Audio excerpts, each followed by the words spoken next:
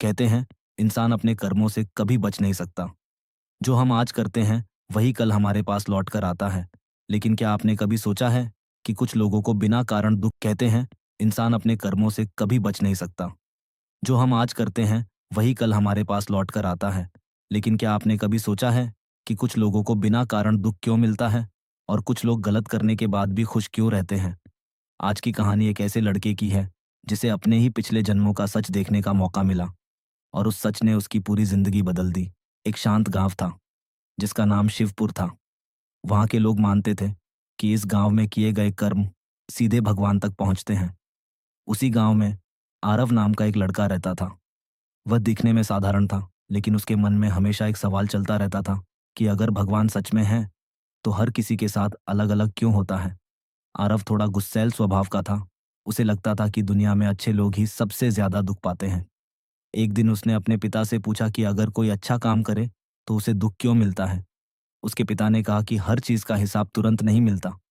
कुछ कर्मों का फल समय के बाद मिलता है। लेकिन आरव इस बात से संतुष्ट नहीं हुआ। कुछ दिनों बाद गांव में एक साधु आए। उनका चेहरा तेजस्वी था और उनकी आंखों में अजीब सी शांति थी। लोग उन्हें महात्मा कालेश्वर कहते थे। गांव के लोग उनके पास अपने दुख लेकर जाते और उन्हें समाधान मिल जाता। आरव ने सोचा कि यह सब दिखावा है और वह साधु के पास गया। उसने कहा कि अगर आपको सब पता है तो मेरा भविष्य बताइए। साधु मुस्कुराए और बोले, तुम्हें अपना भविष्य नहीं, अपना अतीत समझना होगा। आरव हैरान हो गया। उसने पूछा कि मेरा अतीत। साधु ने कहा, अगर सच जानना है तो आज रात मंदिर में आना। आरव को यह अजीब लगा, लेकिन वह रात को मंदिर पहुंच गया। वहां साधु पहले से बैठे थे। उन्होंने आरव से कहा कि तैयार हो। आरव ने हाँ कहा। साधु ने उसके सिर पर हाथ रखा और अचानक सब कुछ बदल गया। आरव को लगा जैसे वह किसी और दुनिया में पहुंच गया है। चारों तरफ अंधेरा था और अजीब सी आवाजें गूंज रही थी। कर्म कर्म कर्म। तभी साधु की आवाज आई और उन्होंने कहा कि जो तुम देख रहे हो वह तुम्हारा ही अतीत है। आरव ने देखा कि एक आदमी रो रहा है। वह बहुत दुखी है। साधु ने कहा, यह तुम हो। तुम्हारे पिछले जन्म में उस आदमी के पास बहुत पैसा था, लेकिन वह बहुत घमंडी था। वह गरीबों का मजाक उड़ाता था और उनसे काम करवाकर उन्हें पैसे नहीं देता था। एक दिन एक बूढ़ी औरत उसके पास मदद मांगने आई, लेकिन उसने उसे धक्का देकर भगा दिया और कहा कि तुम जैसे लोग सिर्फ बोझ हो। वह बूढ़ी औरत वहीं गिर गई और कुछ देर बाद उसकी मृत्यु हो गई। यह देखकर आरव डर गया। उसने कहा, क्या यह सब मैंने किया? साधु ने कहा, हाँ, और उसी कर्म का फल तुम इस जन्म में भुगत रहे हो। जो तुम दूसरों के साथ करते हो वही तुम्हारे पास लौट कर आता है। फिर दृश्य बदल गया। अब आरव ने खुद को एक गरीब घर में देखा। वहां एक माँ अपने बेटे को खाना खिला रही थी। साधु ने कहा, यह तुम्हारा दूसरा जन्म है। उस जन्म में तुम्हारा नाम मोहन था। मोहन बहुत गरीब था, लेकिन उसका दिल बहुत अच्छा था। वह खुद भूखा रहकर भी दूसरों की मदद करता था। एक दिन गांव में भयंकर सूखा पड़ा। लोगों के पास खाने को कुछ नहीं था। मोहन के पास बस 2 रोटियां थीं। तभी एक बूढ़ा आदमी उसके पास आया और उसने कहा कि वह 3 दिन से भूखा है। मोहन ने बिना सोचे अपनी दोनों रोटियां उसे दे दी। उस रात मोहन खुद भूख से तड़पता रहा और अगली सुबह उसकी मृत्यु हो गई। ये देखकर आरव गुस्से में आ गया। उसने कहा कि यह गलत है।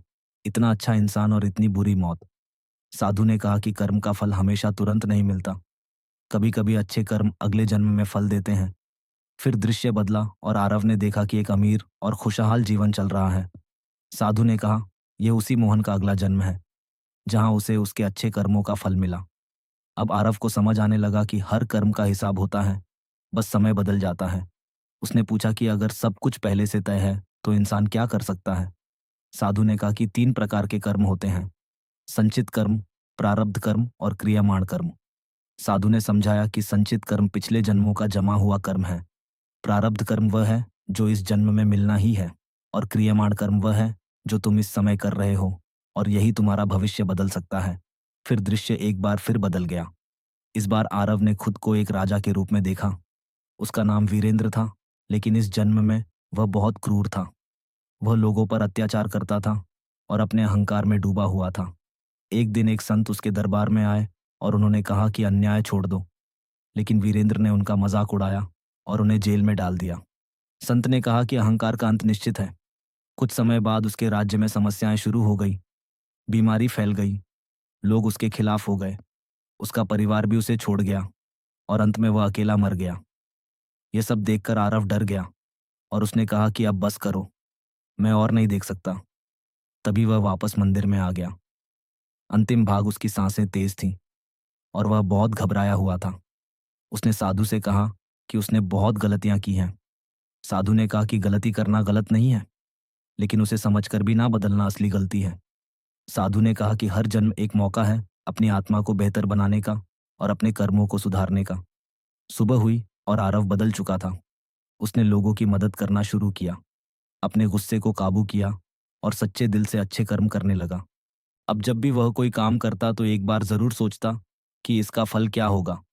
कर्मों का हिसाब कभी गलत नहीं होता, बस हमें समझने में देर लगती है। आज से हर कर्म सोच समझ कर करना, क्योंकि जो तुम करोगे वही तुम्हारे पास लौट कर आएगा। अगर आपको यह कहानी पसंद आई हो तो वीडियो को लाइक ज़रूर करें और ऐसे ही ज्ञानवर्धक और प्रेरणादायक कहानियों के लिए हमारे चैनल को सब्सक्राइब करें। अपने दोस्तों और परिवार के साथ इस वीडियो को शेयर करें ताकि वे भी कर्मों का यह सत्य समझ सकें। नीचे कमेंट में ज़रूर बताएं कि आप इस कहानी से क्या सीख लेकर जा रहे हैं। जल्द ही मिलेंगे एक और नई कहानी के साथ, तब तक के लिए धन्यवाद।